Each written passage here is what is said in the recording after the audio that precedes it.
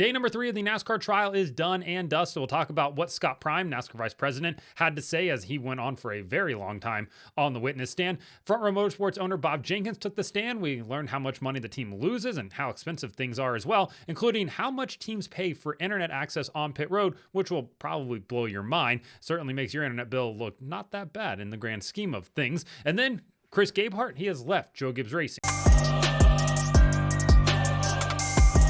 Welcome back to Break Hard. I'm Matt. Should have gone to law school. Really should have. That was the path after I graduated with my undergrad. Didn't end up doing it. Took a different path. But ultimately, it would have been very fun to do a case like this one here because we are dragging on. And obviously, as a fan of the sport here, it's very fun to get to know a lot of the information. Before we get to that, though, remember yesterday we talked about Chase Elliott, that being the big news of the day, that UniFirst paint scheme that came out? Well, Chase Elliott's primary for the 2026 season came out as well from Napa. And Hendrick Motorsports and Napa did a really cool paint scheme reveal where they had like a video game setup or video game clip that they played for it, and like it was built into it. Very well done. Paint scheme actually looks pretty good, all things considered. The 9 paint scheme has actually been pretty okay the last couple of years, and for 2026, it's good once again. A couple of other things real quick. Housekeeping items. Ty Dillon will return to College Racing in the number 10 car full-time next year in 2026. Seabest will be on the car again as his sponsor there.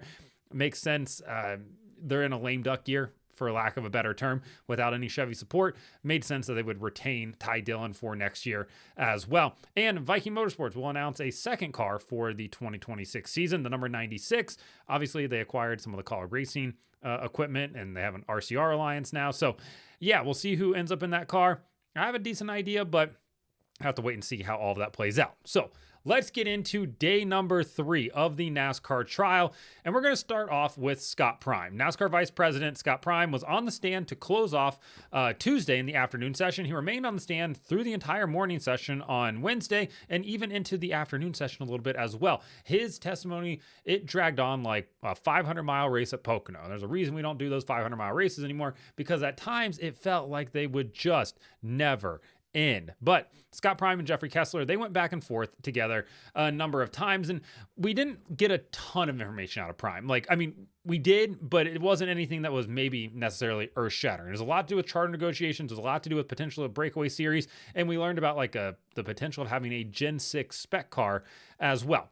We'll start off with the negotiation aspect of this. And obviously, the charter negotiations, those dragged on for the better part of nearly 3 years until ultimately September of 2024. NASCAR sent a basically either take it or leave it. We don't really care. This is your final option to the teams there.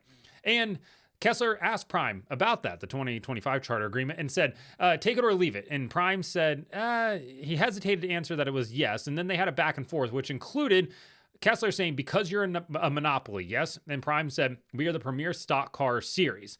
And Kessler said, because there's not another one. And Prime responded with, premier means the only one of them. Yes. So that was smart on Kessler's part. Laid the groundwork there. Didn't mousetrap, Prime by any means, because the court has already established that NASCAR is a monopoly, right? They control the marketplace for premier stock car racing. They established the market. NASCAR is a big player there. They know that they control it. The question is, did they abuse their power in that marketplace? So you had that bit of a back and forth as well. And we also learned that one of the scenarios that NASCAR had potentially floated out there were to reduce the number of charters down from 36 down to 32, essentially creating a bit of a scare throughout, the team owners to be like, we don't want to miss out on those 4 charters, the 4 that we're reducing from. So we're going to go ahead and sign now.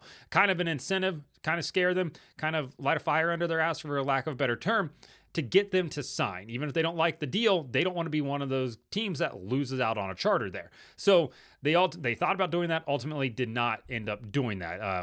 I believe Kessler referred to it as sort of a musical chairs type of scenario there.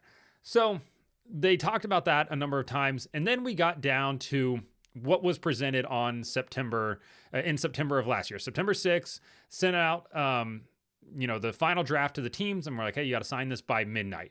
And is quoted as saying that they don't want to put the gun to their head, but unless that's what they want. Obviously, it reads poorly, right? Like there's no disputing that yeah, it does seem like teams were maybe forced into signing this. And we'll get into that a little bit with Bob Jenkins. But they ultimately didn't have to sign there. And I think that's kind of how this plays out here. And that's the NASCAR argument side of things, is that they did not have to sign this. They could do a breakaway series. They could race somewhere else. If they didn't like the rules that were laid out in front of them, they could go do something else.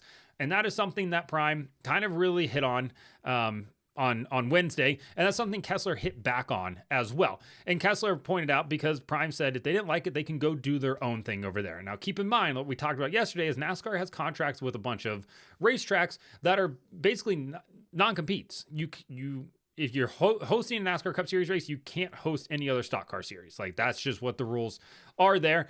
And that's where Kessler kind of hit back. And he said only a monopolist can tell someone to take their offer or no longer be in business. And that's when Prime responded with, well, they can go do something else. They can go race at other tracks, make their own other series. And Kessler said, on what tracks? Like, where are they going to go? Because you have all these deals in place. And Prime responded with, NASCAR didn't have any super speedways when they started back in the 40s. And Kessler said, I'm not talking about the 40s. I'm talking about today. And he mentioned that there aren't any racetracks out there that can hold a premier stock car race that aren't under sort of a NASCAR contract or owned by NASCAR at that. And Prime listed off a number of different racetracks, and what is considered premier stock car racing, and, a track that's equipped to that is certainly open to interpretation, right? Like that's certainly out there. But he also mentioned street courses as well, which NASCAR has said that they've lost $50 million doing the Chicago street race over the 3 years that they did it there. So an upstart series just throwing $50 million away doesn't make any sense. The Chicago street race made sense. It's a loss leader, but it did more for the sport in terms of hospitality, people that came to the racetrack, introducing your sport to a different fan base. That was the whole initiative of that as well. As much as people didn't like it, it served a purpose on the schedule there. So yeah, there was certainly a back and forth about that. Obviously, there's going to be some disagreement from both sides on what exactly the interpretation of that was, and the deadline to sign the charter agreement and everything like that. But there was certainly a back and forth for that. We also learned about the potential of a Gen 6 spec car. So the Gen 6 car, what we used to have, that but with spec components essentially there. So ultimately, it was either do that, where NASCAR will have single source supply parts, spec parts for those Gen 6 cars, whatever that would have ended up being, or develop an entirely new car with the Gen 7 car and make that a spec car as well. And Prime said that the teams endorsed the idea of the next gen proposal, the Gen 7 car. And I have a feeling that they endorsed that because it was supposed to cut cost. And we'll get into that in the Bob Jenkins thing in a second. But it ultimately obviously didn't end up doing that. Kessler was kind of surprised by the fact that, that Prime said that the teams endorsed it as well. And Kessler said, did the teams vote on it? Were they asked if they wanted restrictions? And Prime said, my understanding was they had never had an issue. The teams never had an issue with it, even though the vote didn't really matter in the grand scheme of things there, or at least they didn't have a formal vote. Then we also talked about the France family owning charters as well. Prime doesn't seem to think that that's an issue. I think a lot of us have a feeling that it is an issue. For me, I don't want to see the owners of the series also own cars in the series. I think that is a conflict of interest that you can easily avoid and is completely unnecessary. Prime even mentioned that Roger Penske does it in Indianapolis, in IndyCar, and with the Indianapolis 500. He owns the track, he owns the series, he owns the cars that compete in said series as well, which obviously over the last few years, we've seen a major conflict of interest with the Penske cars and with IndyCar over the last 3 years as well. Every single year, there seems to be a big scandal with them.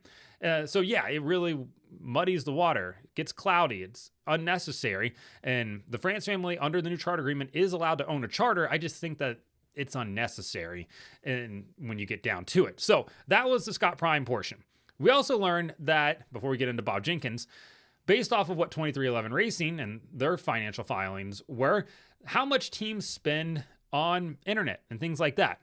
For the 2024 season, 2311 Racing spent $168,357 on internet on pit road, for internet access on pit road. They paid that to NASCAR for internet and data analytics, $168,357. Certainly makes your $80 a month internet bill certainly seem not as bad. Now, obviously, income levels and everything like that are different, but I'll be honest, and the Wi-Fi on pit road is not the best either.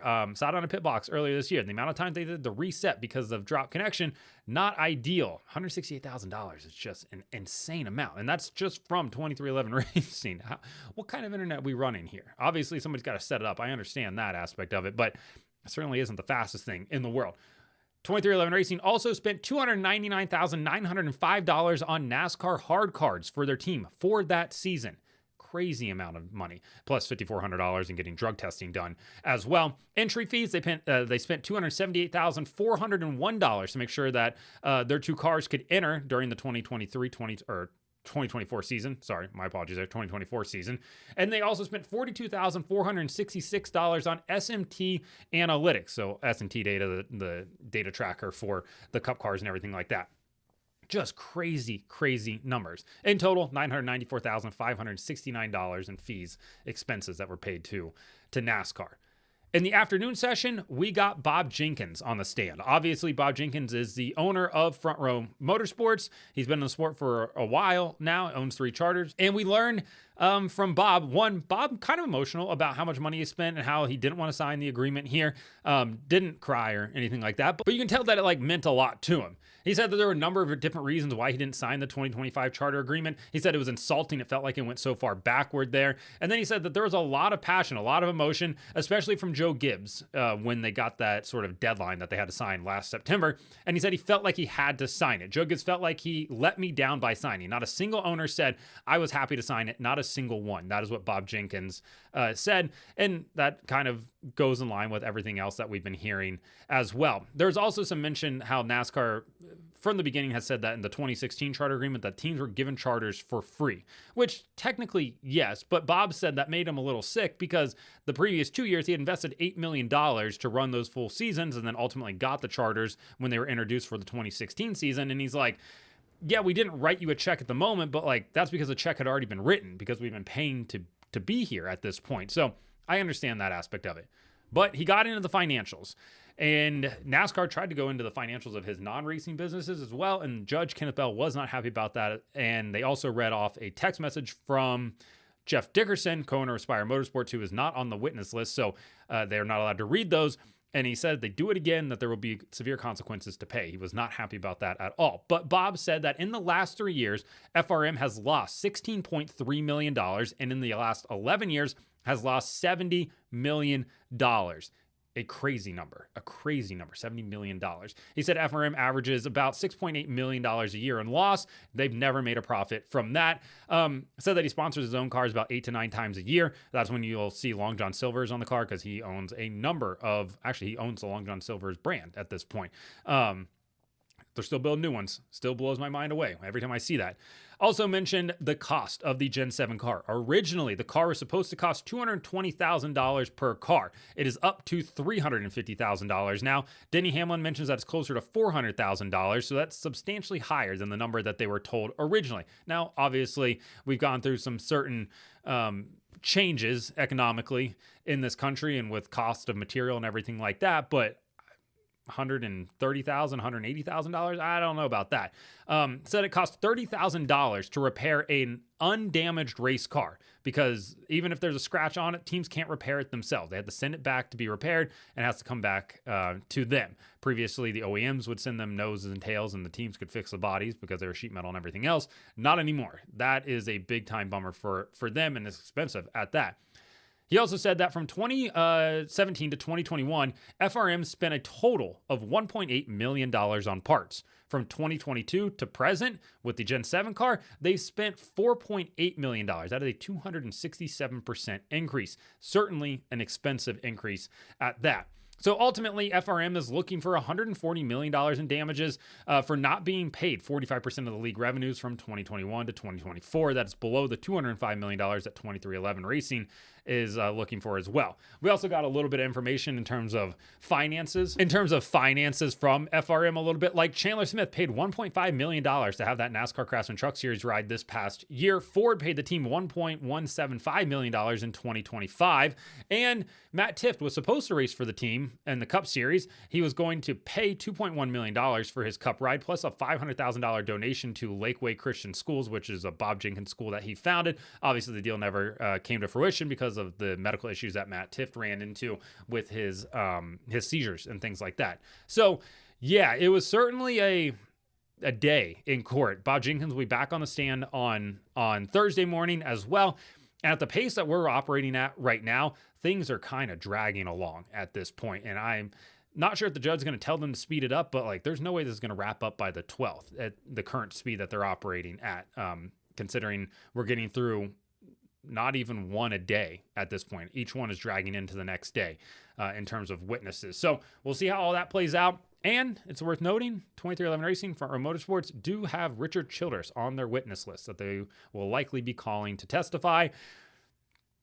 Strap in, boys and girls. Hold on to your watches because, yeah, I think Richard's going to have some things to say, especially after those text messages came out. He's not going to go scorched earth. He's smarter than that. He's got some decorum, but I think he's going to have some things to say. That's for sure. So we'll be back for day number 4 on Thursday, see what everybody's going to be talking about. But we continue to get new information every single day, which is certainly not a bad thing.